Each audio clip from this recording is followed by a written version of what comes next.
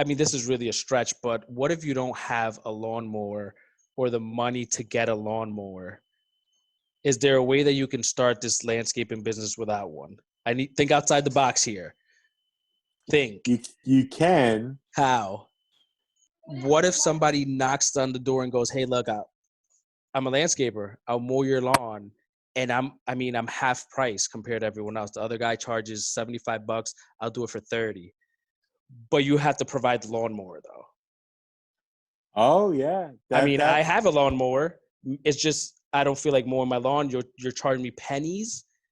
Now you have no equipment to carry. That's actually a pretty damn good idea. There's a lot. So then you gotta get get creative. You're gonna get creative, and you're also gonna need some sort of like some pro bono lawyer work, right? When you do the work, if you break their equipment, you're not correct. liable. Who's responsible? I like it. Or taking the necessary precautions to be like, all right, come out with me, right? So I'll say if you're the homeowner, come out with me. Let's do it. I would mow like 2 feet. Make sure it works. You're looking at it.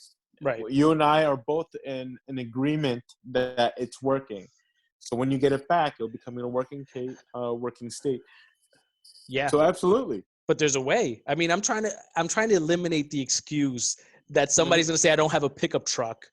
I can't haul around a lawnmower.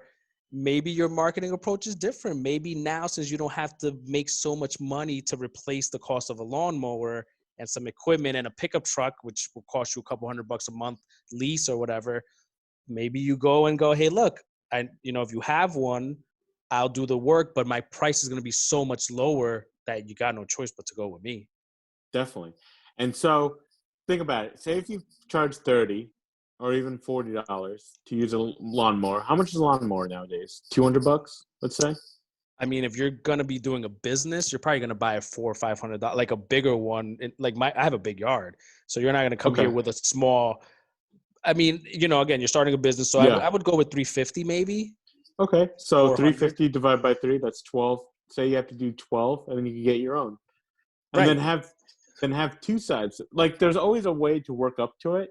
Right. Because the professionals are probably going to have exactly the $350 that's going to have the bag in the back that's going to make it easier for cleanup because there's lawnmowers that you get a lawnmower that doesn't the old have school the bag. So now you got that's more time.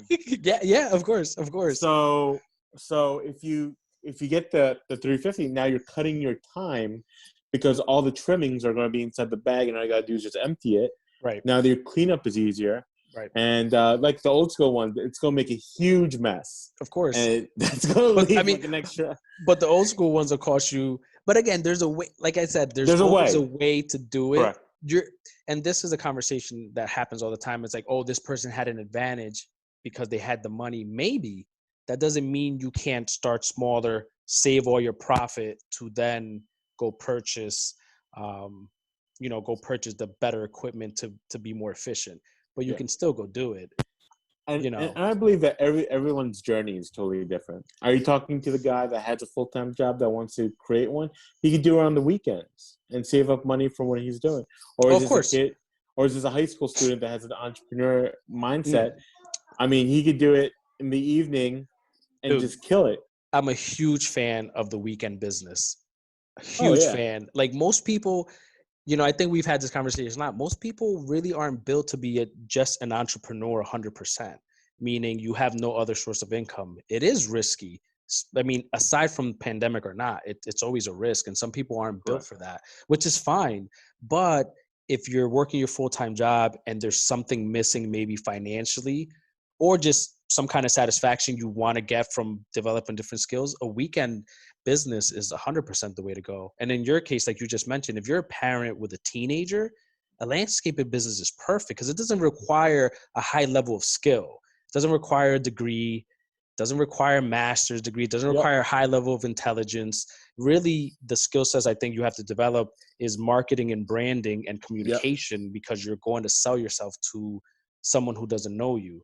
So even if you don't have the skill set to do a great website, you can knock on people's door. There's, 6 feet.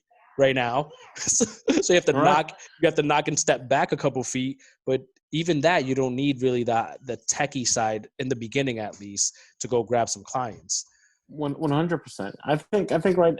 Listen, if I was a high school kid with the sort of like knowledge I have now, imagine starting a business where you hire your friends, and then in your long term, you hire high school students, get them off the streets, and they're making an income. So now, if you came to my door and said, "Hey, we're this company," or like, I see you on Facebook or social media where you're hiring high school students to, one, keep them off the streets, two, to mentor them, and three, you're paying them a good wage, right? Like say even $15, right? But they're working hard, they're learning something. I think that's a great business. And now you're adding value to it. I don't see why if you live in your local community that you're not, that if someone came up to you and you're like, hey, you're helping local kids stay off the streets and learn something, and now they're becoming part of the community. I mean, who would say no to that? Yeah. 100%. I mean, marketing wise and branding wise, it's genius. But you're absolutely right. I mean, part of marketing is having a strategy, and that's a phenomenal strategy. If you just hired, I mean, you're not just going to hire high school kids. You might hire, for every adult, they can work with 2 high school kids. That way they have some kind of adult supervision. But you're absolutely right. If somebody knocked on my door, 2 different people, one with that approach, we hire high school kids to teach them business skills and to teach them, the value of money. And then another person knocks on my door and just says, I'm a landscaper, can I get your business? Even if they charge the same amount, even if the price wasn't different, I'm probably going to go, you know what? I want these kids to have a great opportunity to learn something. So even 100%. Part of the research, I mean, that goes into and really that goes into research and brainstorming. One of the things that I wanted to do was brainstorm random ideas, because I feel like it's a lost art. Like in school, you're taught to just work by yourself, get your grade, and you can't cheat off someone. Brainstorming is cheating. That's really what it is. It's like, it's give me your ideas, let me give you mine, and hopefully we can walk away with value. It's not allowed in school. It's frowned upon. Go figure. It's actually one of the best ways for anyone in business is to brainstorm, which is exactly what we're doing. So I think that's the best approach. To try to have some kind of uniqueness, differentiating you from the competition. Correct, and that's kind of like that differential factor of what separates you from your competition, which is going to be a key component. And you just gave a good example. If 2 people came to my door, one was a gentleman that had landscaping business A, and someone with B, and someone with B actually gave the store, hey, listen, we hire local high school students, and they'll, and like you said, 2 of them will be here. We're at the same price, but we're giving back to the local community. I'm pretty sure I'm going with the local community one.